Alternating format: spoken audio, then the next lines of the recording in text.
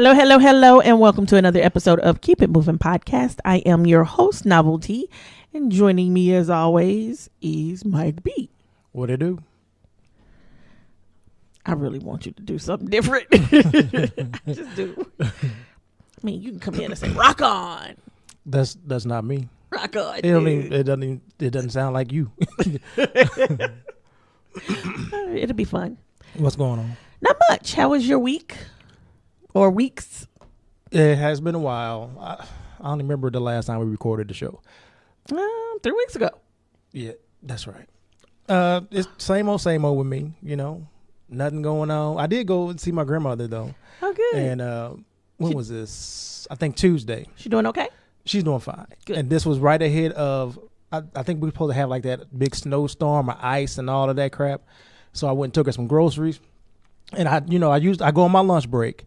And I had it's just a regular old shirt. And she was just so proud of that shirt. She was like, I can't believe you look this good.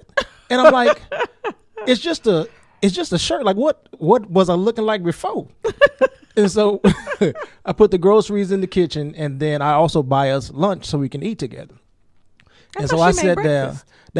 She used to used to go on the weekends. But if I go for lunch, then I'll just bring something because I don't have that time, that kind of time.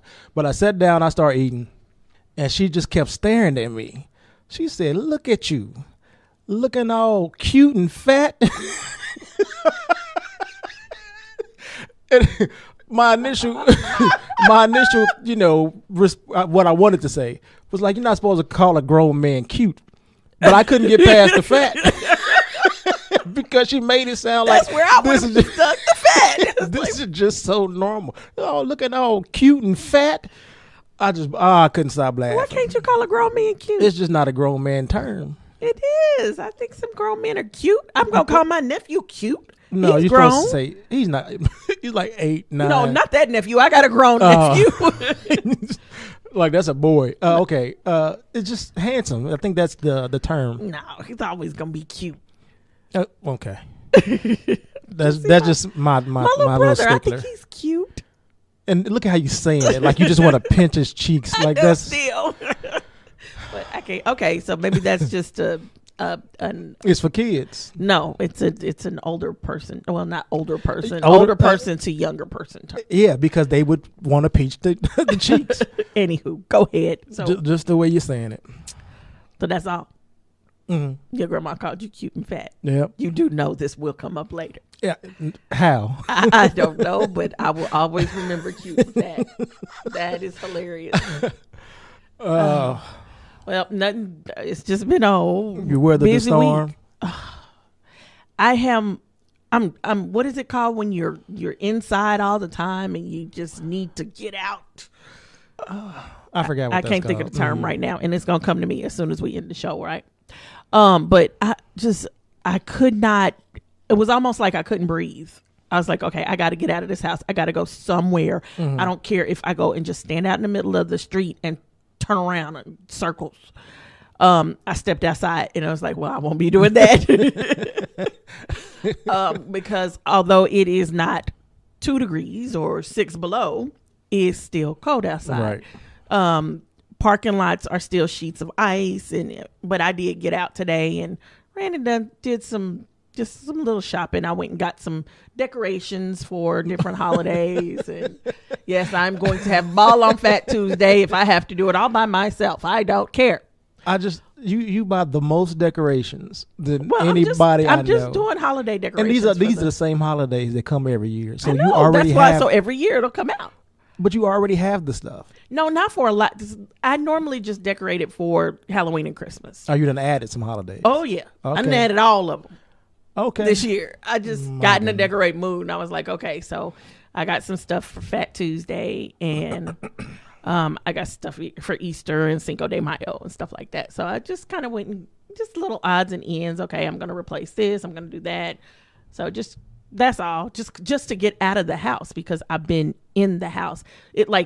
Was it Friday we had that ice storm, or not Friday, but Thursday we had that ice storm. Mm-hmm. It started Wednesday afternoon into Thursday. Right. And I got up and my body said go to the gym. My mind said, But the city was shut down. You were still going to go to the gym? My body said go to the gym because it's used to getting up and going to the gym. But I turned on the TV. I'm watching the news. That man said ice sheet. I said, and so I was in. Missouri schools were closed. Kansas schools were closed. My job sent out an email acting like they was going to close. They ain't no good in hell well they wasn't about to close. I was there. Well, I was at work. I was like one of 10 people that were at work. Yeah, see, I don't have that excuse, so I was at work, but I needed to get out of the house. Right. I've been locked in, and then the week before we had the snowstorm. So stir crazy, is that what they call it? Yeah, but that's one of the terms, but it's not the one I'm looking for. Watch, it's gonna come to me. So I just had to get out, and then what was last week was the Super Bowl, and you had people in town, so we watched scary movies, and that was it. Because the Super Bowl was not getting watched. And the week before that, that was our off week. So we just kind of been doing not much of nothing, just right. Stuck. Yeah. In situations. And it's actually supposed to start doing something, I think, tonight or early in the morning. They're talking about some more ice. Oh, God. So I'll be so glad when the season's over, but then it ain't going to do nothing but bring hot weather. And you're going to be miserable. Yeah, I'll be miserable then, too. So I think this is what they call climate change, and we're just kind of stuck in it. Kind of want to live underground. Do you?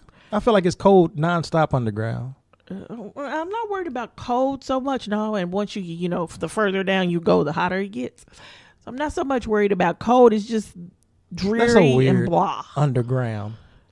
Yeah, but underground you don't know it's dreary and blah. I mean, the sky's gray. I'm a weather person. I am up with the weather. So when the sun doesn't shine, you got one of those type of bodies. Yeah, especially for several days. When the sun doesn't shine, I just start to go, ugh. And that's how I feel, just yucky. All right on. So I'll be glad when whatever this mess is over. But like I said, then it's gonna bring in spring, which will bring in tornado season, and that we'll all be underground for a while, and then it'll bring in heat, and it's just a non-stop cycle.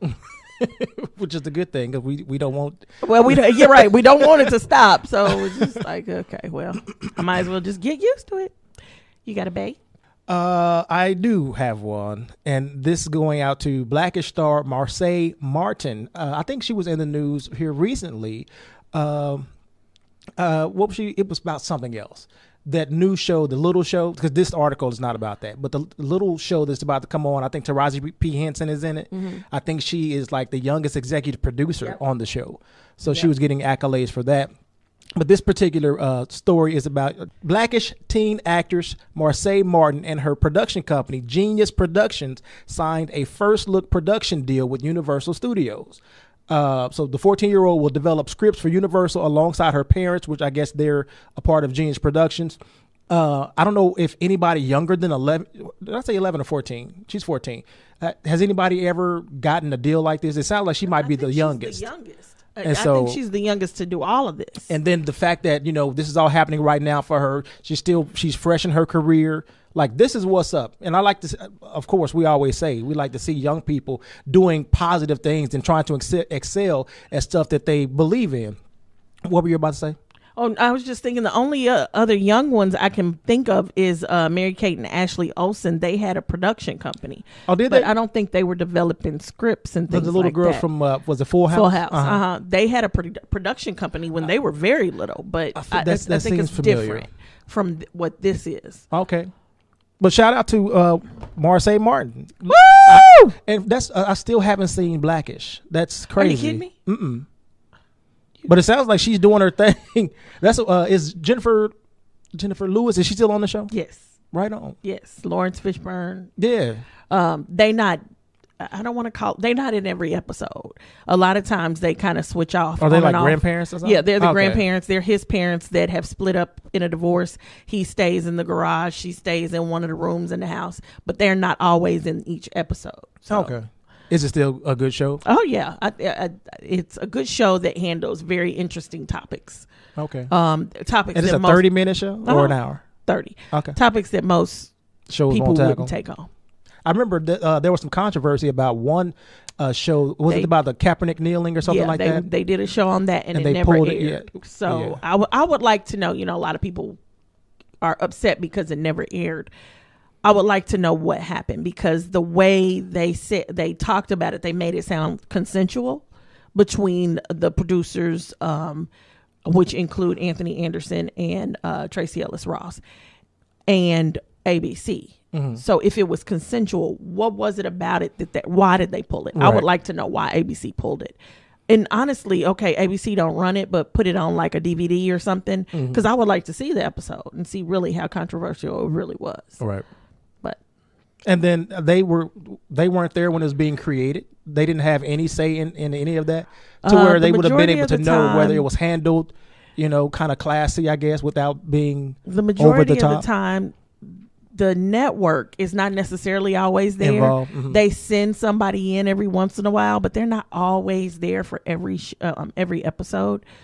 So after they're done, they look and they say, okay. And then they may have approved it in the beginning. And then just as things got further and further down the line and the story broke and got bigger and more people got involved, talking about that dang on crayon we got, then they decided, let's pull it. Yeah. Oh, okay. Then they may have decided, let's pull it then. Like I said, I would like to know I didn't why. get any crayons. We all got a big orange one. But, yeah.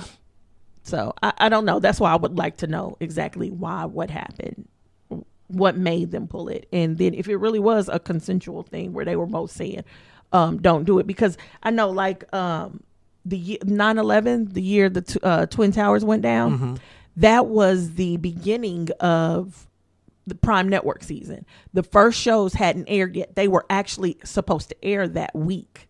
So when was it 2001? I think was it 2001. I'm not sure. Okay, I know it was a 9/11. Yeah. Okay.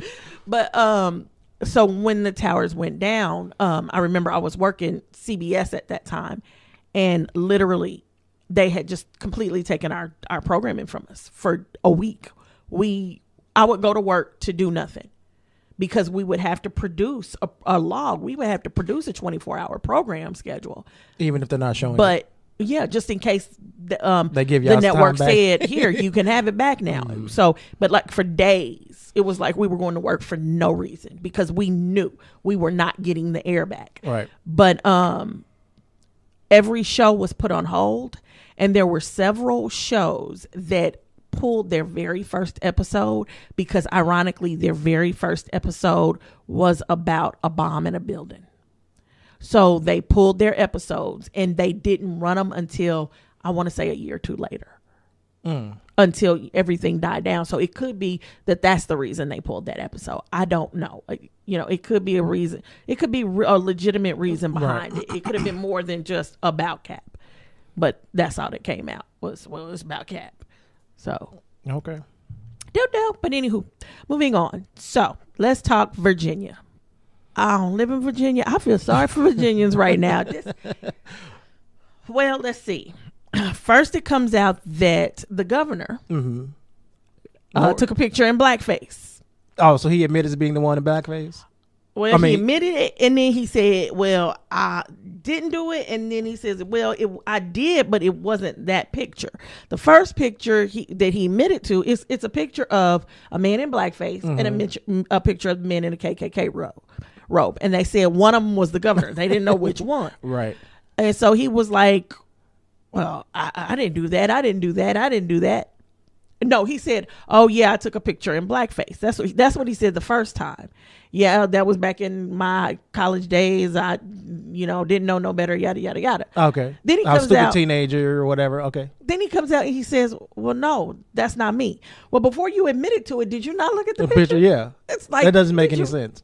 He said what he did was he put a little shoe polish on his face to be Michael Jackson. Mm-hmm.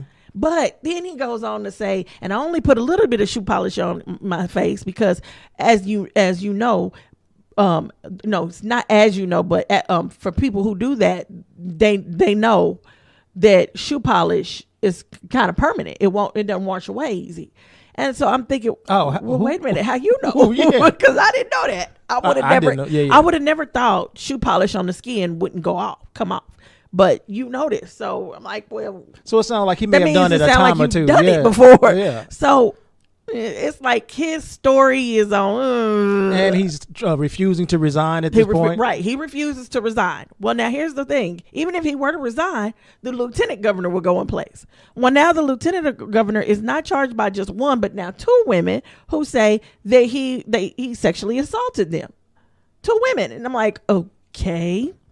And then, if the governor's gone and the lieutenant governor's gone, you go to the AG. Well, the attorney general, he wore blackface too. Oh, now how do we find out about this?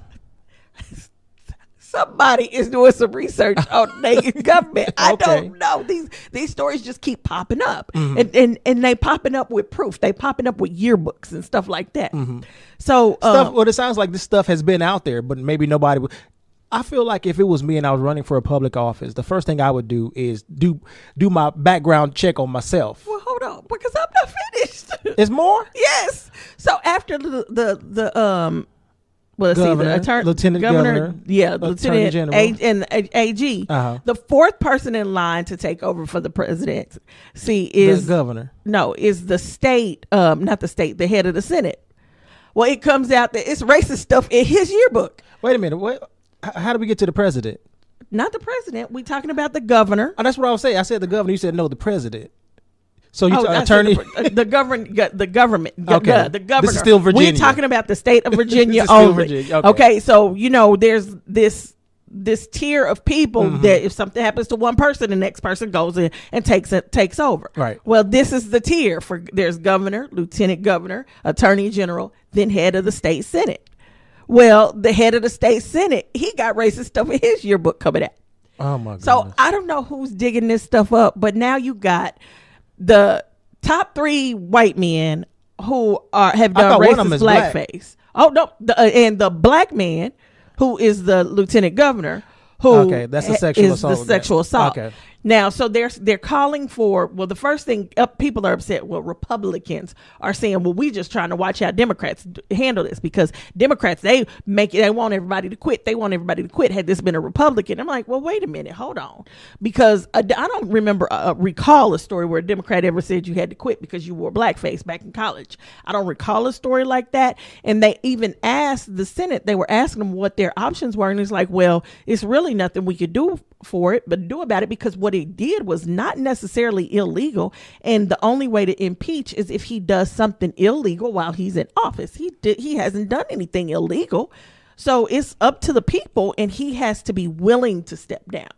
So and usually from my experience with the Democrats, they've been just like that whole Al Franken situation with they ask them to, and then they usually step down. And then they just do it, right? This was shocking to me when he was like, I ain't going nowhere. Well, and they've been calling for him to step down, but that's when they thought they had people in place to take over for it. They didn't also have shit in their closet. Now the lieutenant governor, that situation, that's different.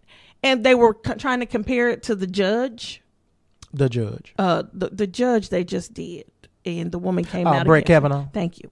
Yeah, they were trying to compare him to Kavanaugh, saying, well, Democrats would have had him gone by now. It's like, well, no, wait a minute. Democrats are not asking for anything different than we asked for when Kavanaugh was in this seat. There's first one difference.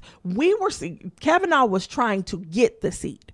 This man is already the lieutenant governor, but we never said Kavanaugh shouldn't have a hearing. We never said it shouldn't be investigated. It shouldn't be investigated. It wasn't like just get rid of Kavanaugh. That's what they were calling for, or was an investigation. All we were calling for was an investigation, and a thorough investigation.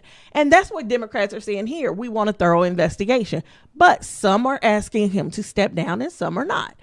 Now, I don't believe he should just step down. I don't believe anybody Especially should just, if you didn't do anything like right. this. I don't think anybody should just be told they got to quit their job because somebody has accused them of something. There needs to be an investigation before he can step down. And I'd have said the same thing about Kavanaugh. Just hold off on picking him and investigate. Do a thorough investigation. Once you've completed a thorough investigation, then go from there. I mean, the seat was already open. Right. It wasn't like, for 4 years. Well, I'm talking. Are you talking about the Supreme Court? Yes. Okay. No, I thought Gorsuch took that job. We have been short a senator for 4 years. Yeah, that was Gorsuch got that seat. He got that, and then the guy died. No, he didn't die. He retired. Girl, where you been? No, somebody died. That's why one of the seats. Oh no, that was 4 years ago. That was 4 years. That was Merrick. I forgot. Merrick their names, was supposed to get that seat. Yes. And then the Republicans wouldn't hold it. So that was the guy that died. Yeah. And then Kennedy retired. So it's basically took the court right back to 8 judges, which we've proven for the last 4 years we can go with 8. We could have just gone with 8 for a little while longer. That's all the Democrats were saying. Nobody was saying, no, he doesn't get the job, because had they done a thorough investigation, Democrats may have voted him in. I don't know about that. I'm not saying, but because you never know. Because I know who's nominating him, and I know that he ain't shit. So anybody that he's going to nominate is going to be of this same not shit factor. Well, we still, even though, Virginia, they still need to investigate before they just fire this man. But what do you do when 1, 2, 3, and 4? I'm like, at some point, you can't continue to just keep going down the line. And the first thing is, if you thoroughly investigate everybody who is sitting in a position of power right now, you're going to find a lot of crap you don't want to find. And you're going to find a lot of stuff that was in their past.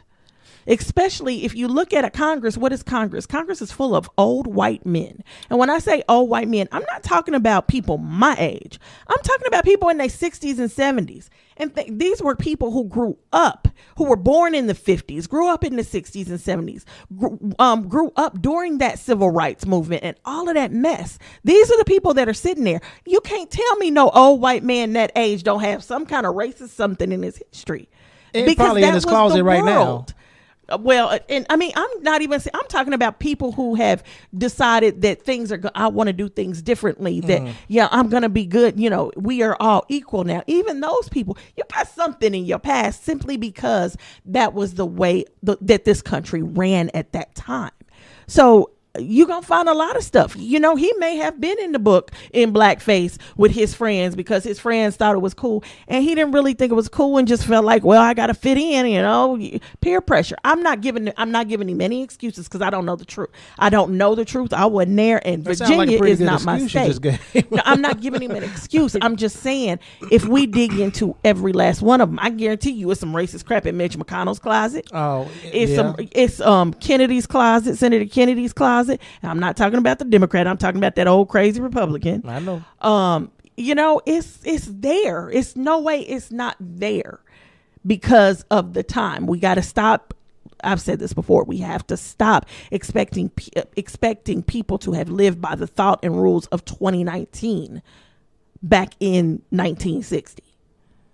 So but as far as I'm concerned, what I think should happen personally is that they should just stop everything right now and have a special election and let the people decide who they want in office and who they don't.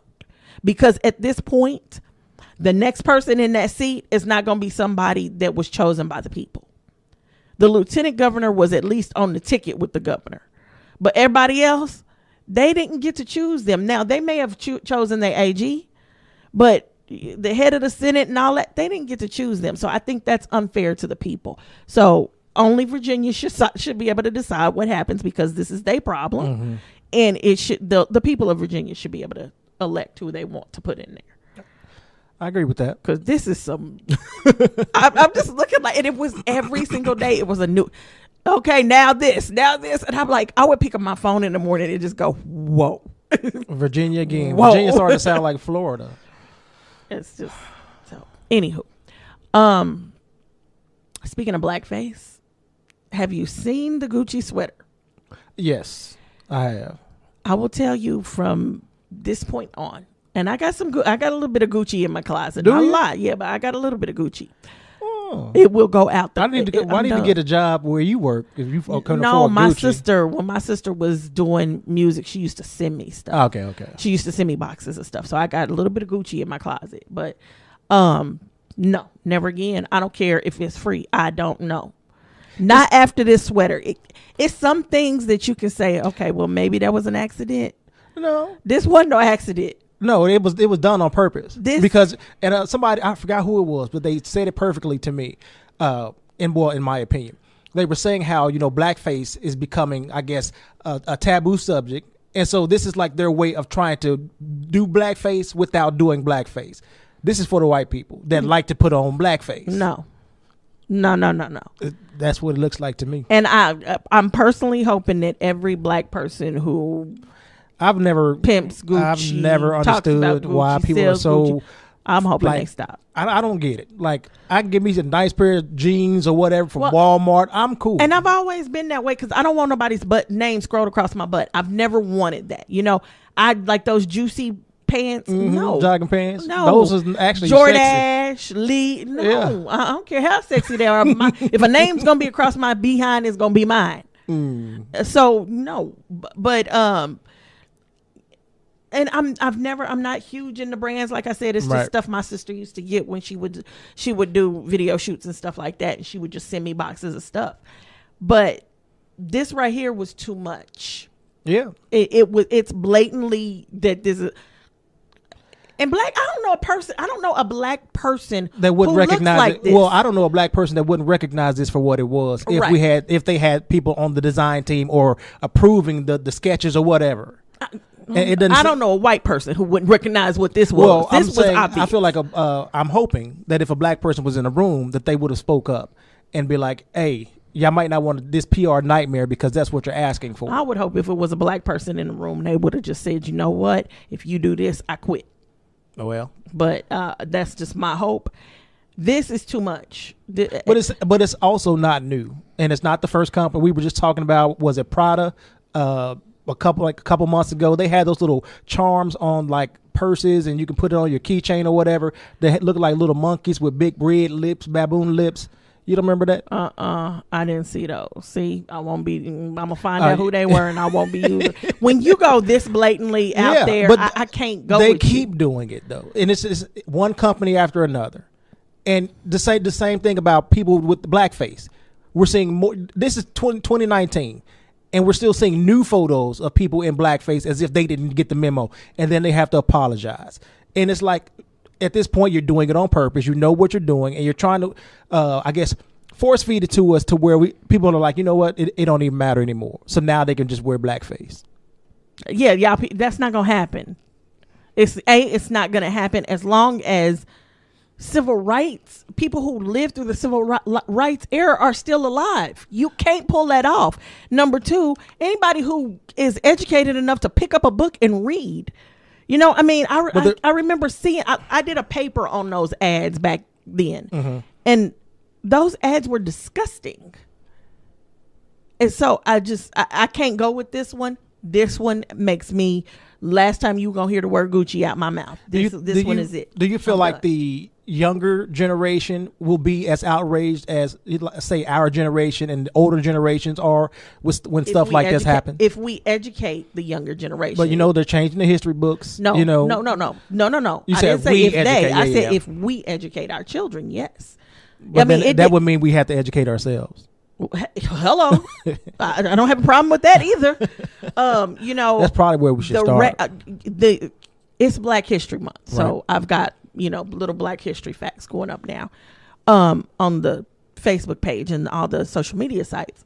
So me, Black History especially during Black History Month, I'm enraged, not because of something someone has done to me, but because of the things that I'm reading about when I go to research all those facts, the things I'm reading about how Black people were treated back then. That's what enrages me. So from February 1st to February 28th, I'm pissed. And being a white person on the side of my pistivity is not a good thing. So this is the time of year that me and my grandma have little certain conversations where I kind of stay over on one corner, and when she get out her lane, I just, okay, grandmother, I got to go because you're a white person and you pissing me off. So, she was telling me one day about how, when I get stopped by the police, I don't never get a ticket. They always let me off. I said, must be the color of your skin. Yeah. How that privilege tastes. Yeah, she got a lot of that privilege. So, this is when me and my grandma, we kind of, I love you, grandmother, from afar, but, so I think the rage will be there as long as they're educated. If they're not educated, then they'll be like, oh, this is cute sweater. And you'll have some black people wearing it too. And that's what'll disappoint me. And if that's the case, if that happens, that's on us. Yeah, that is on us. And just remember that whole controversy, the H&M controversy, where they had the little black boy, the coolest monkey in the jungle, and all the black people that were like, I don't see nothing wrong with it, So I feel like we will always have that subset of people. Well, and I'm not going to say I don't see anything wrong with it. I see something wrong with that from an American standpoint, yes. But from the education that I was receiving from people in Switzerland, a monkey was a term that they use for babies, all babies. So, and I think H&M is in Switzerland. So I'm saying maybe, I don't know. I don't live in Switzerland. I don't know if I should trust it. I just know in America that don't work. So that's all I could say about that one. And the only black people I ever saw, I only saw one person, which was the mother of the child, say it was okay, and she lived in Switzerland. So I was trying to give her the benefit of the doubt, but throw her away too. Okay, I mean, if you say so, but I was trying to give her the benefit of the doubt. But their international marketing team still should have known better. So yeah, you don't. That's just it's certain things you don't do in Japan. It's certain things you don't do here. I agree. So anywho, moving on. Still talking about race in this country. Oh, Liam Neeson. Oh, okay. He came out and admitted that during that years ago, 40 years ago, I think this was almost before I was born, that his friend was raped. And when he asked her who did it, she said a black man. And he admitted that he immediately got a conch, and I guess that's some kind of weapon with metal with like picks on it or something. It's a weapon of some sort. And he got that, and he would walk around the streets waiting for a black bastard to start something with him so he could kill him. And people are up in arms about this now. And understandably so. I can understand, just like his rage, I can understand people finding this out, that they go into a rage of some sort and are pissed off. I get that, but my take on it is this. One, he admitted to something he did not have to do. There was absolutely no reason where he had to come out and admit to that. Why did he? He was just telling the story, and she was asking him how he prepared for his character and if he had ever been in rage before. And he said yes. And this is when I was in rage and I tap into that rage. He said I had to tap into that rage to get into this character. Now, I haven't seen the movie, so I don't know what his rage is about. I really don't. But, he talks about this and people are like, oh, you're a racist. He admitted to something he didn't have to admit to. Yeah, I don't know if that gives you a pass, but go ahead. I'm not finished. He didn't immediately. He said it took about a week. And then he knew that he wasn't thinking straight. He went and got help. And now he feels so ashamed. Now, can I give him a pass for feeling that way? No, I can understand wanting to hurt somebody when you find out that your friend had been raped, but wanting to harm anyone of that group of people that a lot of people are outraged about. I have a problem with that. But when you tell me this happened 40 years ago, a week later, a week after you were in this, you knew that this feeling wasn't right, and you went and sought help to get yourself in check, and you are so ashamed of it now. To me, what that says is you're admitting to the fact that on some level there's racism boiling. There was racism boiling in you, and you knew that you shouldn't have done it. You got help, and you feel remorseful for it. And that makes me say I can forgive it. Not that it was right. It's just I can forgive it. Okay. Because you did something about it. You knew it wasn't right. You fixed it. Every last one of us has a past. True. Every last one of us can look back at something. And I guarantee you, if I find out that someone in my family had been raped, like I'm going to probably tap into that type of rage. I'm not going to just go out and try to harm the first person I see. And I'm not saying, I'm just saying that's just. I think anybody would. I'm not saying that you're saying anything wrong. No. I'm just, speaking what gotcha. I would do. Uh-huh. I would be upset. And I would want to hurt somebody. And I totally understand that. And I get where he was coming from. And like I said, the part of it where I just wanted to hurt it's that there. That's where where it problem. Was wrong. Yeah. But we cannot condemn him for coming out and saying this if we keep saying we need to have a discussion about race. We need to have conversations, because if we condemn somebody for a thought they had 40 years ago that they never did anything, actually went through it, and they knew it was wrong and they got help. We can say he was wrong for the thought, but we got to give him the credit for putting in the work to make it right, or to make himself to fixing right. himself, yeah, right, to making himself yeah. right. So, and that's what I'm giving him credit for doing the work to getting himself right and realizing how wrong that was. And now I don't know, again, just like the people in Virginia, I don't know Liam Neeson. I'll never probably sit next to this man. We will probably never come in contact in any way. So I can't say for sure if he's changed. Mm-hmm. It's only going to be the people in his inner circle. Right. Does he have black people in his inner circle? Do they feel comfortable around him? Do they feel threatened around him? Do they feel like that's still there? Only these people can really answer the fact of has he changed. Yeah, and you're speaking to the remorse. Right, yeah. and speak to the remorse of it. I can only go off of the interview and what he said from beginning to end, and not just that one interview, but each and every interview since, what he said from beginning to end. And from that, I see a man who did something wrong. And like I said, you go back 20 years ago, I can guarantee you it's something back there I shouldn't have done. I am remorseful for, and I won't do anymore, because karma's a bitch, and karma came and bit me in the butt. It's not necessarily somebody else told me I'm wrong. Mm-hmm. The Lord told me I was wrong. He showed me I was wrong.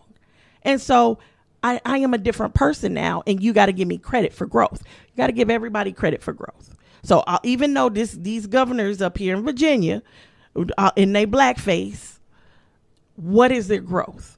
I would like to know that Virginia governor who wore blackface in medical school right now, what is his policies? How does his policies affect black people?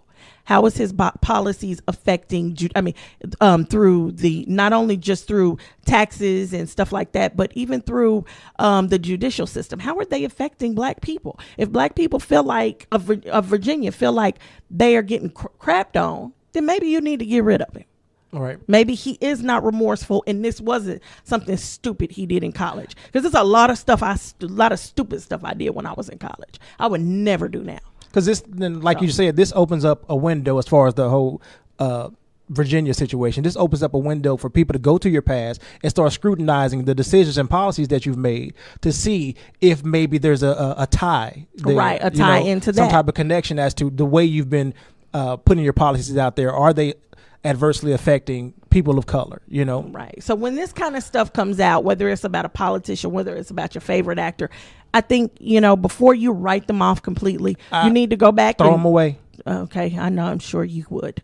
But I believe you need Gladys to Knight, go back. did she sing at the Super Bowl? Yes. Yeah. You know what she is? I'm upset with her, but I can't throw her away because she's done more positive than she has I negative. appreciate that positive stuff she did. But she's still throw her anyway, away. So for everybody but Mike B, maybe you should just stop a minute, look at the past, look at the put some checks and balances in it. See if there's some change. See if there's some growth. Because I know I don't want anybody to look at me for one thing I did in my past and solely for that.